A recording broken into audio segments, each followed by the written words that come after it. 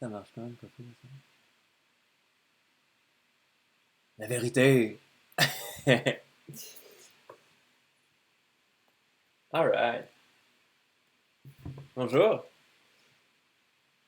À la place de construire quelque chose de négatif, ce qui se peut pas vraiment, donc juste frapper dans le sol pour rien faire, on pourrait aussi, je pourrais,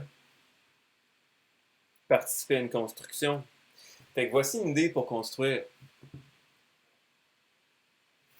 Quand l'artiste est dans son atelier, plus il est interrompu, meilleur il est. Donc, chaque source d'interruption a ses mécaniques intérieures, son herméneutique, je crois, est un bris, est une violence, est une chose qui doit être intellectualisée, puis organisée, puis réfléchie. Quand un appel de dossier se prononce, se présente, c'est une interruption en soi. En premier, parce que c'est un agent extérieur. Et en deuxième, parce que l'artiste n'est pas donné nécessairement d'avoir, en fait, il n'est pas donné nécessairement d'avoir déjà un projet pour cet organe-là. Donc, ce qui se passe quand l'appel de dossier se donne, c'est il y a, il y a une perte de l'écologie intérieure de la création vers une autre direction, complètement externe, complètement aliénante et aliène, car elle est à l'extérieur. Et cela doit être remédié d'une certaine façon. En premier, tous les agents qui sont extérieurs à l'artiste sont un trouble pour la création. Quand un centre d'artistes arrive et dit « Moi, j'ai mon petit thème que j'ai écrit avec mon petit auteur invité de je sais pas quoi. Fait que voici, on va parler d'infiltration, comme c'est la troisième impériale, ou ce que bref, je sais pas. Puis là, il te donne un grand thème puis une cochonnerie. Mais, mes chers collègues, on a déjà tous nos fucking thèmes de prêt en train de rouler constamment. Pourquoi est-ce qu'il y a un dum-dum qui arrive et qui nous dit « Ah, là, on aimerait ça que vous travaillez là-dessus. » C'est comme, mais faisons confiance à nos artistes. Tous ces gens-là ont déjà tous des thèmes, tous ont une énorme architecture de palais et de construction pour faire circuler la création. C'est vraiment pas bienvenu que Chosebin arrive avec son thème pour faire travailler les artistes. C'est parce que ça ne respecte pas la première prémisse. L'artiste est souverain dans sa création. Il n'a pas besoin d'aucun input pour faire du output. Il a besoin d'aucune stimulation, l'artiste, pour produire pour créer. Il se stimule lui-même. C'est le seul moteur, sans doute, de la société qui roule sans qu'il ait à être poussé avant.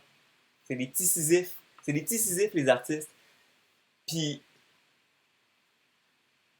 de la façon dont on a construit le système qu'on utilise maintenant, on a mis plein de petites pierres sur la montagne pour être bien sûr que quelqu'un il roule sa roche, il arrive sur un bump, puis ça fait là, là, t'as de la misère à rouler ta roche un petit peu plus loin.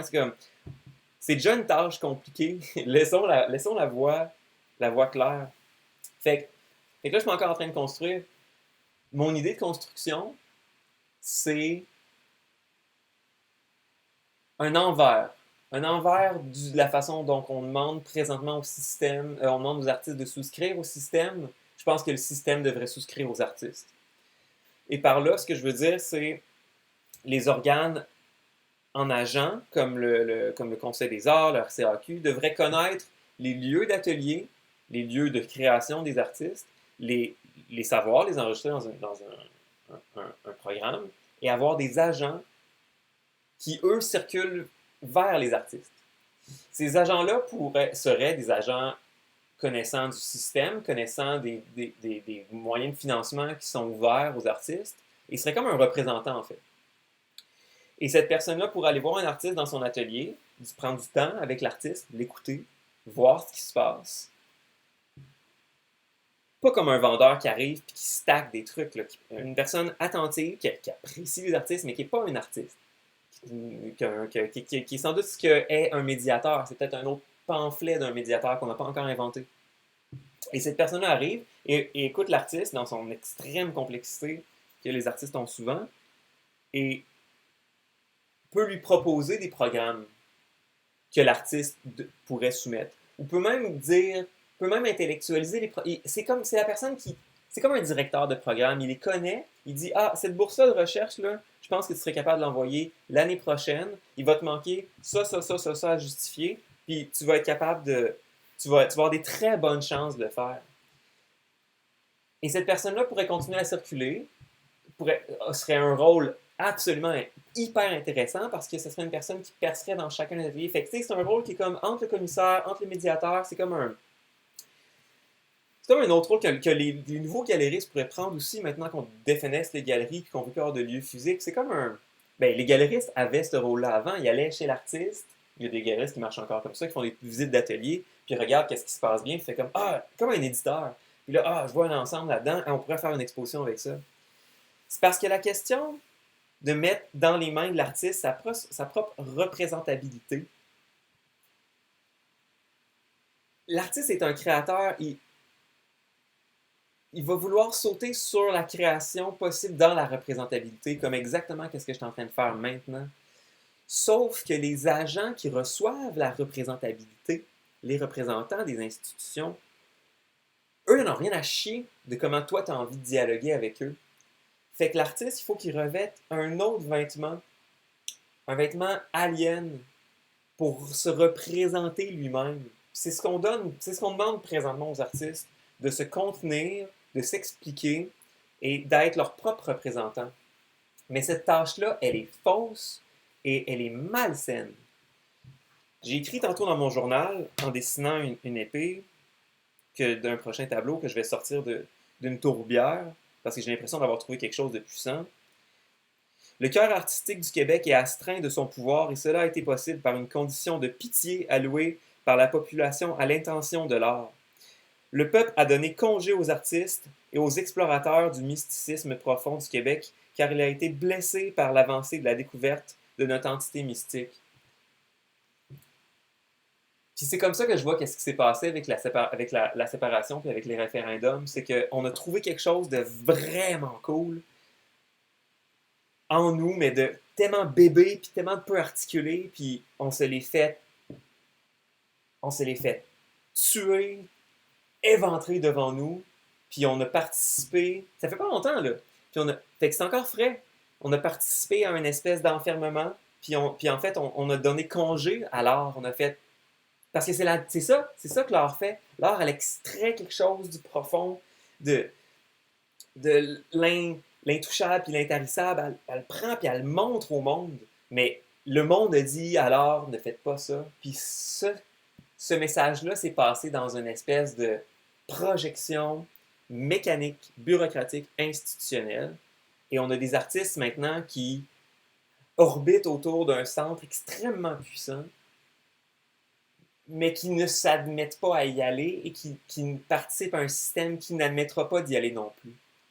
Fait qu'on est vraiment dans un mutisme complet. Et la meilleure chose que je peux vous donner pour réfléchir là-dessus, c'est de penser à votre cerveau droit, là, à votre hémisphère droit, à Bacchus, à Dionysos, à la sauvagerie, à, à l'acide, aux hallucinations, à,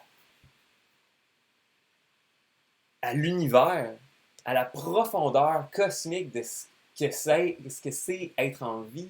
Puis, et tous ces paliers, tous les paliers qui sont conséquents de ça, c'est quoi être un Québécois? Pourquoi est-ce que si rapidement, ça fait même pas 400 ans qu'on est qu'on est européen sur ce territoire-là, puis on dirait que le mythe présent, c'est comme, il n'y a plus rien à chercher, mais quand tu ouvres des livres d'histoire, puis quand tu regardes les chamans anciens, puis les druides, puis c'est comme, tu sais, on a comme un petit bloup, on a un petit bloup de contentement mystique. Mais c'est correct, ne nous faisons pas mal avec ça. Mais la tâche de l'art dans la société, dans ce cas-là, c'est de servir de signal que ce n'est pas l'ensemble de ce qui doit être continué.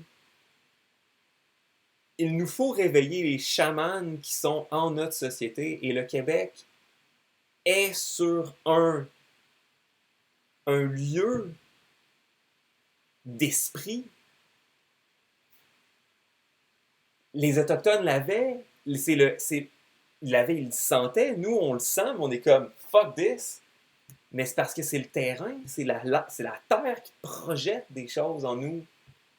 Puis les artistes, c'est leur responsabilité de communiquer ces choses-là. Moi, je les vois. Certaines autres personnes les voient aussi. Ils veulent juste pas le dire, mais moi, c'est comme... Bon, on a tous compris que j'ai fait un switch. Mais c'est ça de l'art glorieux. Puis ça s'expliquera pas dans un texte. Puis j'irai pas demander à des gens qui ne voient pas ces choses-là de me laisser les faire. Je vais les faire sans eux jusqu'à temps qu'ils comprennent. Puis qu'ils laissent les artistes libres. Fait que là, j'ai dérapé de mon histoire de... Mais ça fait déjà 10 minutes. Puis votre attention va pas bien plus loin que là. Fait que je continuerai sur l'agent. On peut l'appeler l'agent culturel. L'agent culturel qui circule dans les ateliers. Je peux continuer un petit peu, 15 minutes. C'est... Cet agent-là pourrait être doublé d'une équipe, ou lui-même, ça commence à faire une grosse tâche, mais il pourrait avoir plusieurs agents. Mais cet agent-là pourrait être aussi une personne qui a une bonne capacité à parler, à écrire. Et en fait, l'idée complète, ça serait que l'artiste n'ait pas à écrire son dossier. Que l'agent passe, que l'agent regarde, connaissant très bien les bourses et très bien et les mécaniques. Alors, peut-être que ça va être un plus gros truc qu'il y a 15 minutes. Je fais une parabole.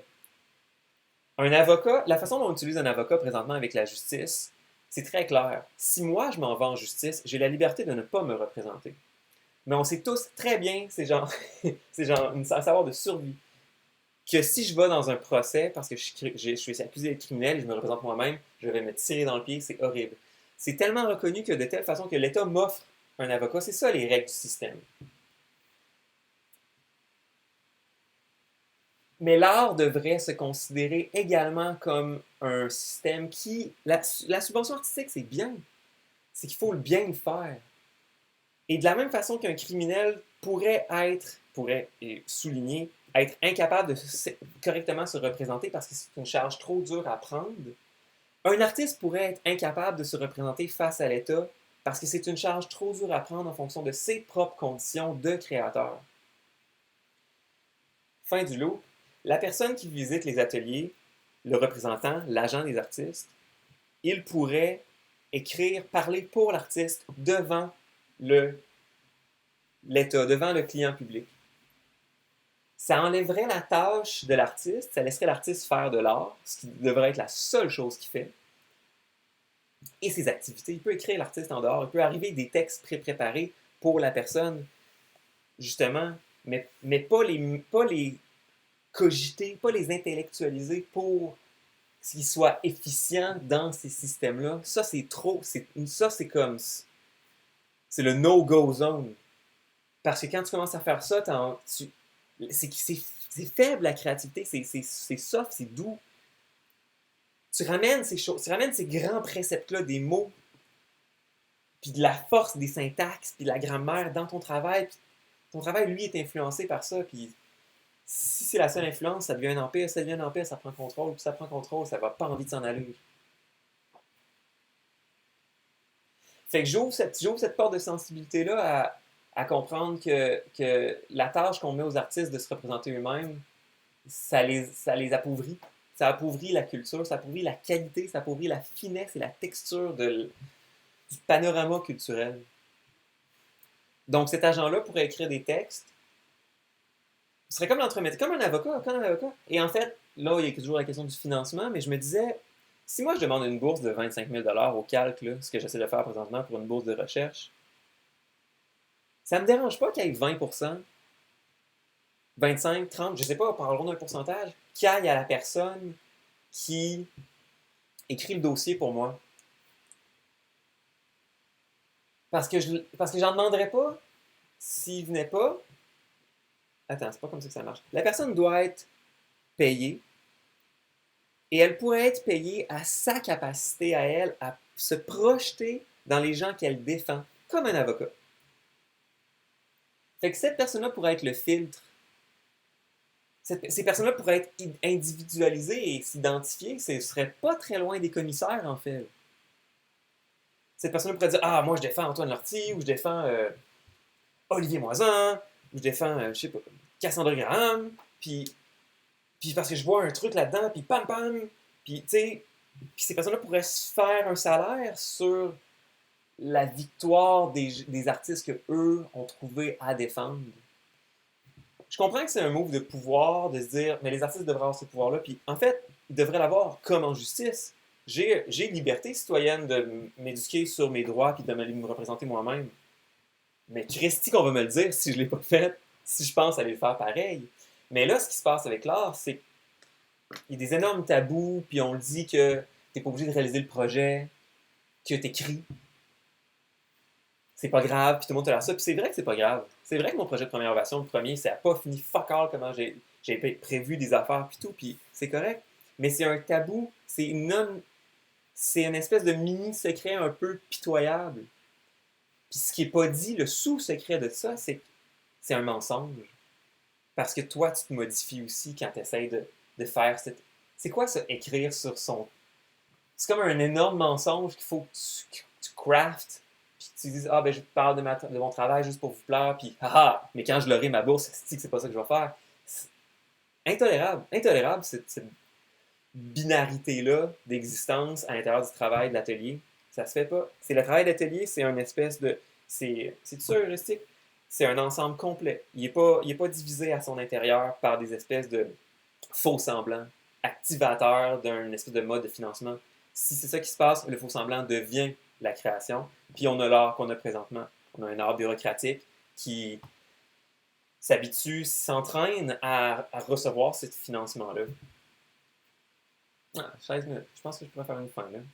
Fait que voici une parcelle de construction à réfléchir. L'art, c'est important, c'est aussi important que la justice. À mon avis, c'est sans doute plus important que la justice, mais ça, c'est un autre débat à avoir. Mais donnons-y les spécificités nécessaires. Regardons le système de justice. Il est bien fait, là. Fun, le système de justice. Parce que, sauf les... Assez pour qu'on bâtisse une civilisation dessus. Mais si on avait un système d'art assez bien fait, on pourrait bâtir une projection transcendantale de la civilisation complète. Présentement, ça n'a pas l'air d'être là. Puis je vais continuer à le faire, peut-être que personne ne me croit. Mais c'est parce qu'on est où par rapport à l'histoire future de la civilisation? C'est quoi un art puissant?